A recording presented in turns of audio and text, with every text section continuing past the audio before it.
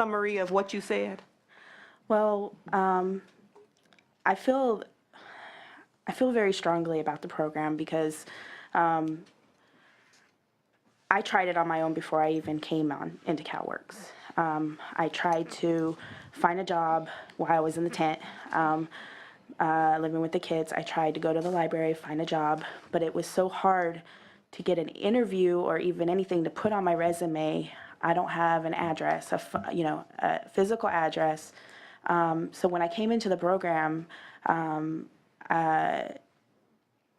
it really helped. They took care of everything that I would have never been able to do on my own. It's really hard for somebody to try to find, be a success if you don't have a support system. The support system really helped me do it as fast as I have. I was like, when I got on the program, I was like, I'm only going to be on cachet for a certain amount of time because I want to contribute to society too. I want to be a positive, outlook. I want to be, I want to be in those positive statistics, So I had a drive to, find work, but it helps so much to have that daycare, and it helps so much to have that food that I can buy. As I'm getting closer to trying to get on my feet, I'm a little scared to go out there and venture, but I'm proud that maybe in the future that I can, work for my kids, not have to be, using the system's money or, so that's what I eventually, try to work for. But all those little things, childcare, clothes for work, the housing that they allowed me to get into, I would have never been able to. We would have been stuck maybe in a really bad part of town, and it would have continued for my kids to be that statistic where they're going to end up in jail or they're going to end up doing bad stuff on the streets. It gave me an opportunity to, fight those people that are saying, your kids are going to end up in jail. Your kids are not going to be, a positive person in society when they grow up. So those outlets that social service has given me, let me take control of that and be able to do my, turn out my own statistic. They are going to succeed. They are going to be great people. They're going to be be respectful of society. And I can say so much positive things about the program. It's amazing that program was in place for families like me. I appreciate that. I just wanted you to know that I heard you. Yeah. And I got it. That Sorry. That as I got up today to come to my job that I already have, that I didn't have to figure out where my children were going to bathe or how to coordinate. You see what I'm saying? Yes. And so while we talk about one aspect of it, you have to be in a position to be ready to even go look. We're not even talking about the job training place, but with your children living in a tent in the wintertime. Yes. And baby wipes. Yes. I heard you in a meaningful and deep way. And so it's helped me understand that we can't talk about one piece of the program, that we have to talk about all of the supports that have to be in place if you're going to be successful in going to look for a job. Yes. Thank you. Thank you so much, Chairwoman, and thank you again, Michelle. Just a few, I think one comment and some questions. I think where the concern lies is being able to provide those tools to allow individuals to thrive once they hit that hard deadline. And we'll speak for myself. What the concern is that the assessment that was promised to be standardized, only 1,300 families have been able to participate within that standardized assessment, where we're at right now. And by June of 2017, we're looking at another 50,600 families timing out and hitting their 24 months. So where I would like to be able to focus is on those robust assessments that are supposed to be rolled out, and getting to actually where Senator Stone was talking about ensuring that once they hit, and I don't want to put words in the mouth, so I'm just paraphrasing, once they hit the hard deadline, that we actually have that assessment in place. So can you talk about, Director Lightbourne, how that's going to be rolled out in timeline? Because I frankly think that it's necessary for success for families, particularly women and kids. The timeline that we're on with what we refer to as the OCAT, to sort of take the place of the localized appraisal and assessment tools. The tool was piloted last summer. We had extensive stakeholder process reviewing it. Final customized version is complete this month. Statewide training starts next month. Counties are expected to be able to bring it up within 90 days of completing the training. So we're expecting that by September, it's fully operational across the state. So that's our expectation. In the meantime, counties will continue to use their existing screening tools and appraisal instruments to make referrals to services as they have previously in the program. Walk us through, so rolling out in September, essentially go live in September in the counties. Right. So from the time of going live, you're saying that clients essentially would have access to those standardized set of services on September 1? They have access to the services now. None of the services are not yet pushed out, if you will. It's the assessment instrument, which we're hoping will be a good navigation tool for them. And as I said before, I mean, I fully expect we will add additional services, tools, et cetera, as we go from year to year in this, along the spirit of Senator Stone's suggestions. So I want to get also to the 48 to the 60 month. Right. And in particular on the issue of the dollars that it would take to be able to extend back to the 60. Yeah. Let me not try to do that in my head, because our estimate shop can run a quick set of numbers. I'd be happy to share it with the committee.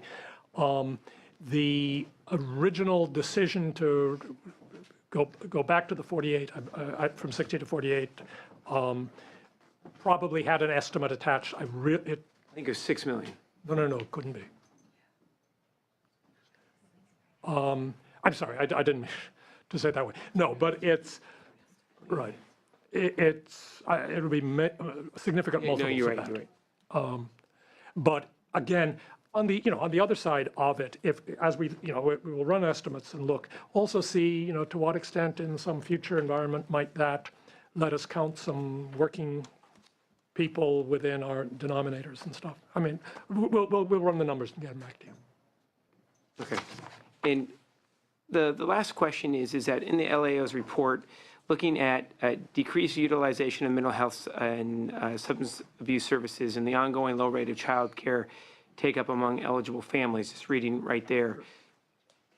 If we were to see that full rollout, don't you think we would see those challenges drop for the state? In the case of the treatment program, substance abuse, mental health, domestic violence, my hope is it's who needs it, and whether that's up or down is not that. The child care issue is a troubling one. One of the things that we've asked our new child care division leadership to really prioritize is, what are the factors at play here? Are we at a point where rates no longer can access care? What arrangements are people making? Let's just drill into it so that we've got a good feel for it, because it's counterintuitive. We see the numbers of people participating in welfare to work activities going up much more sharply than we're seeing childcare go up. And now it could be age of children, if it's school-age kids. The other factor, which we know is real, and it's something that I think collectively we're going to have to work on in the future, is non-8 to 5 shift care. As our economy becomes whatever it, as it has been evolving, more and more people have irregular shifts. And to the extent care is not available in that cycles, we're going to have to, see what it is that it takes to incentivize it or prime that pump so that it's real. But I just don't want to pretend that I know what the answer is yet. Thank you so much. We're going to move forward with our next panel. Want to see if there are any further questions. Oh, I'm sorry, Senator Stone. Thank you, Mr. Chairman. Michelle, if I can ask you a couple more questions, if you don't mind. You said in your testimony that you had some child care services. Yes. Correct. Can you tell me, was that an easy process for you to get those child care services, or did you find it was a difficult procedure to get that? Well, I have two perspectives. I have one from San Joaquin County and one from Yolo County. Okay. So San Joaquin County was a very, you have to go to orientation, you have to find your own child care service, child care person. And you have to go to another orientation with the person to sign papers and make sure that they're aware of, the procedures and stuff and how they're going to get paid. When I went to Yolo County, it was a fast process. It was really fast. I was so surprised. I didn't realize, it was like, okay, we can get child care for you as soon as you start job search. It was sign papers, just talk to somebody and say, okay, I understand everything, sign the papers, and you have, they gave me a list of child care providers. So it was a much easier process in Yolo County to do the child care for me. It was less stressful. Sure. So, I mean, the rate limiting step to you getting a job Right. is obviously, number one, you got to make sure your children are taken care of. And then you've got to have the time to go and research which jobs you're qualified for and make the appropriate calculations. Right. In the county, in either of those counties, did you find that their workforce development offices were working with you and the Department of Social Services, or did you feel that they were disjointed?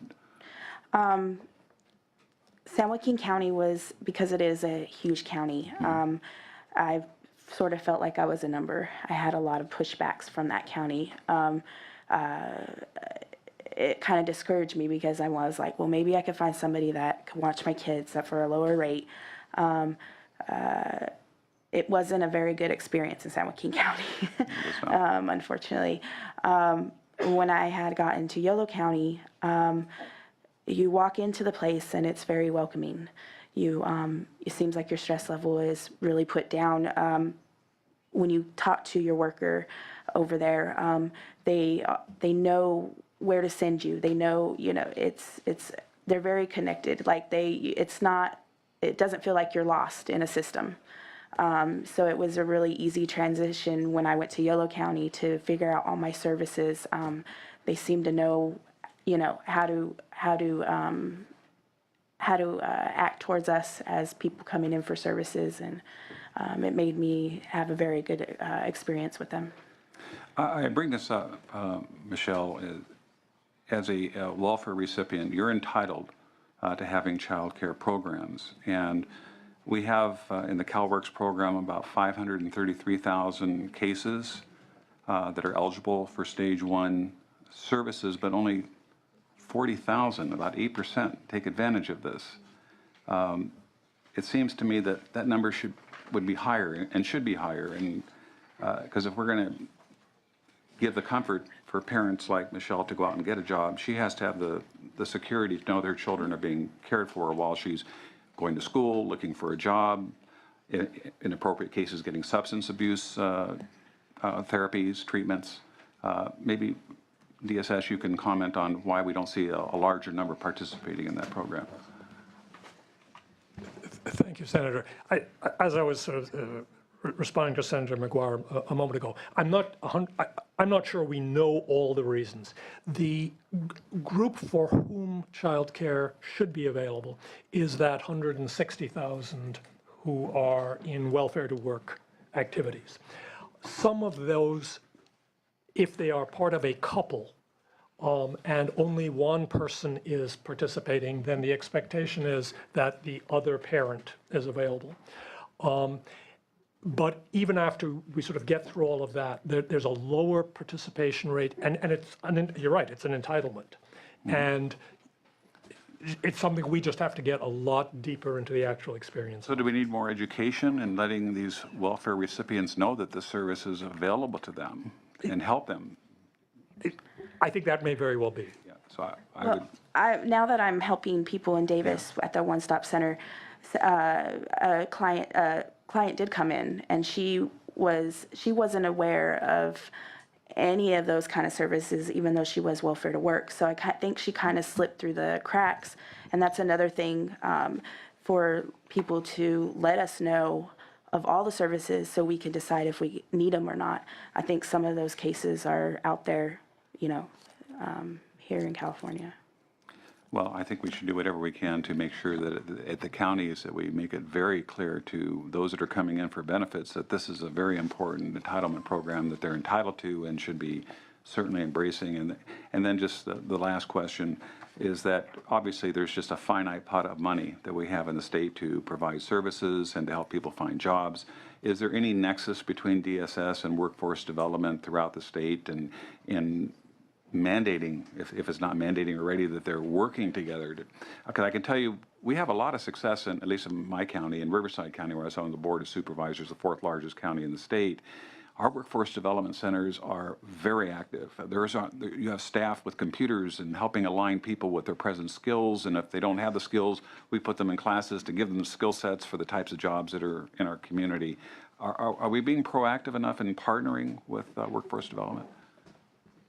We're certainly well underway.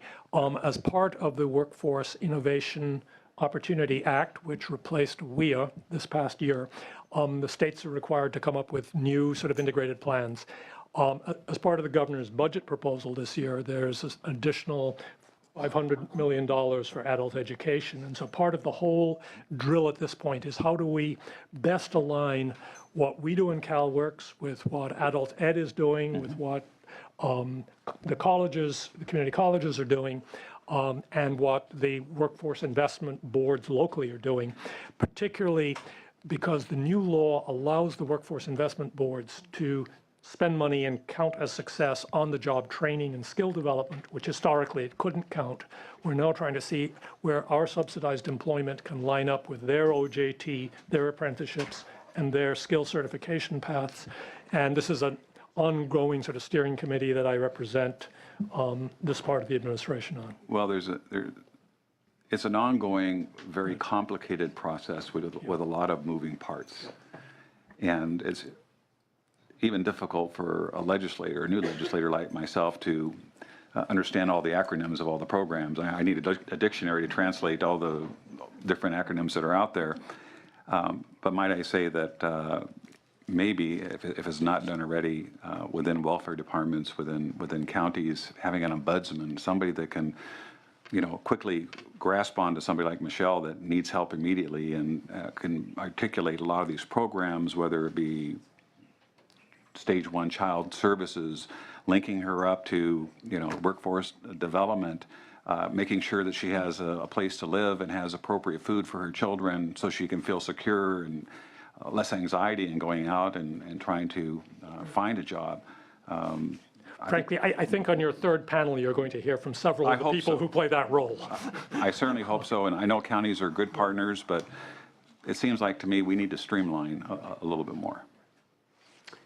No, thank you so much, Senator. I do want to say thank you to our panel for their work today. And as we heard, the assessment tool is rolling out, I think you said in June, right, Mr. Lightbourne? Kidding. You said September.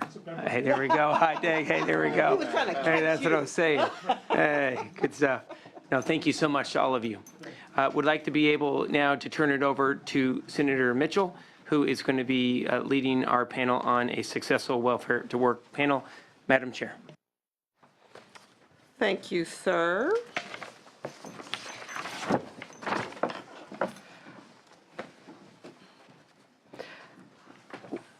Welcome all. Again, the focus of this panel will be to talk about the components of a successful welfare to work program, what elements California has, and how they are or are not working to help California move out of poverty. One key piece of this is how the state engages parents who have multiple barriers to work, much like Michelle's story, which I think is probably more common than many of us acknowledge in terms of the multiple barriers people are experiencing to success. We will start with Liz Schott, Senior Fellow, Center on Budget Policy and Priorities, and then we'll go left, my left, your right from there. Thank you for joining us, Ms. Schott. Thank you for inviting me, Chair McGuire, Chair Mitchell. I work for the Center on Budget and Policy Priorities. I'm a senior fellow, which means that I've been there a long time, and I have a long and broad history with TANF. I work on TANF programs around the country. And the center is a nonpartisan research organization.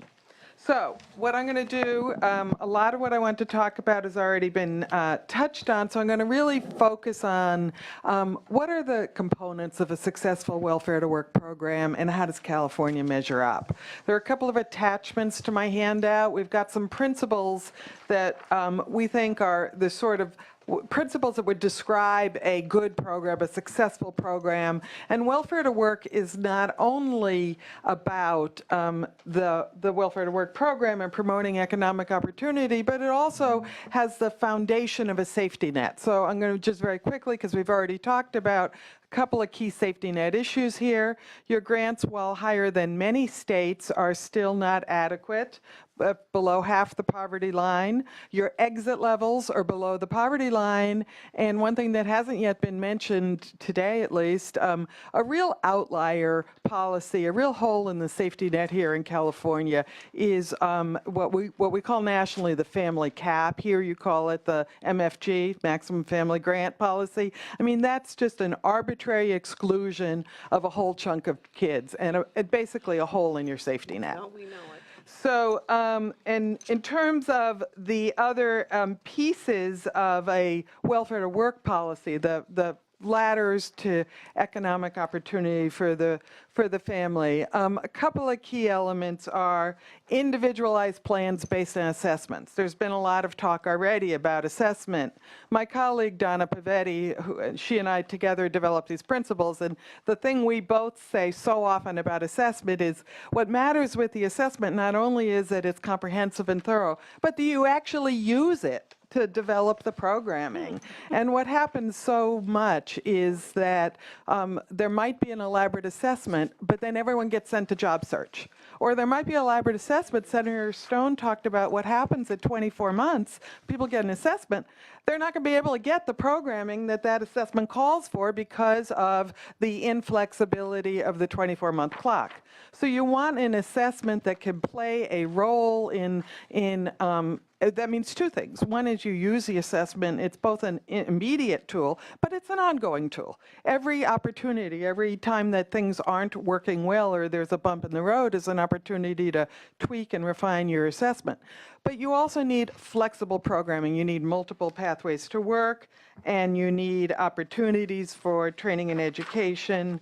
And again, I'm going to jump ahead real quickly, skip over some of these points. But we have your full document. Right. Yes, everybody should have her full document. I do want to say California potentially has a lot, has many of the elements for a successful program. You have the flexibility of the family stabilization program. You have the flexibility that people don't necessarily have to do something that's a core activity or that counts towards the work participation rates. You have the broader flexibility components. What you have on them, unfortunately, are these more arbitrary time limits. And so it's the inflexibility, the 24 months. So the people who reach 24 months are most likely the families are going to need the more intensive services. You just said that. But you've got a sort of a backwards design. It's not a policy design. It was a fiscally driven design, as I understand it. And it's sort of backwards because it says at 24 months, just at the time when you're sort of a family that hasn't either because of your circumstances, because of the failure to provide services, you haven't gotten what you need to be at a position to participate in work participation rate countable activities, we're going to essentially cut you off. We're going to stop providing you the parent assistance, and we're going to stop providing you any services. So the most vulnerable families are the ones that you're saying, we're just going to write you off at 24 months. So if you really need to find a way to, if you can't lift it entirely, to make it much more flexible, much more extended. Again, these restrictions are really what is sort of your main impediment. And I am, two things I want to add. One is a number of states are doing this. They're really designing their programs around what families need and not around meeting the work participation rate. One example is Washington, D.C., and I know that we talked about D.C. DSS paid a lot of attention to the D.C. design, and some components of it are part of this, that you look at people have different tiers of activity.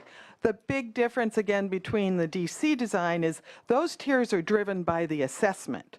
Do you need to do full work participation rate countable activities? Do you not need to meet that number of hours? Do you not need to meet the core activities? Whereas here, it's driven by an arbitrary time limit. So you want, again, you want your programming to be individualized. You want it to be flexible.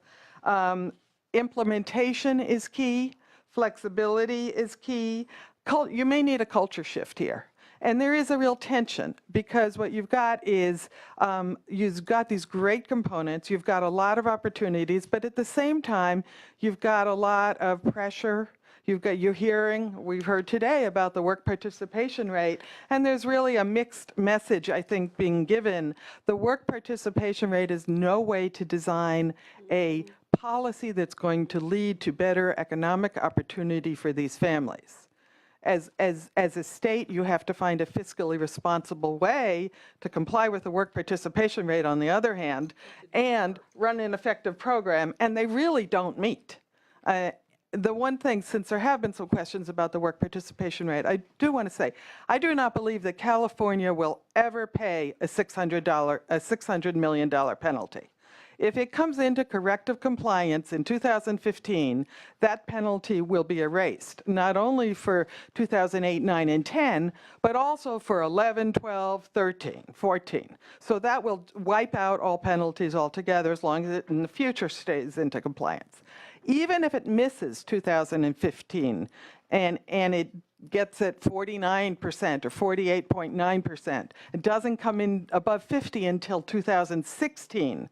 What would then happen would be the federal regs provide for a reduced penalty based on improvement. Well, if they got to 49%, there's going to be a significant reduction of the penalty. And then once they meet it in 2016, that will wipe out the penalty, any other penalties for 2011, 12, 13, 14, and 15. So in any event, it would be either no penalty owed or a significantly reduced